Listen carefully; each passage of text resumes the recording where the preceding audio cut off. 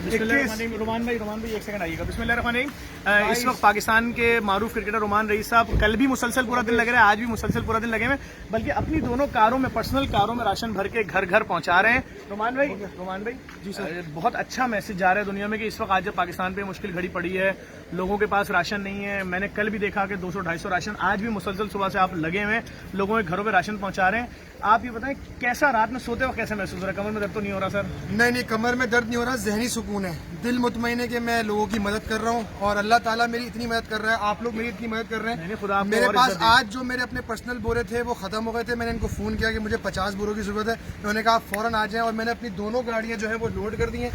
Please please please आप यकीन करें, लोग बहुत परेशान हैं, लोग भूखे हैं, बहुत लोग भूखे हैं।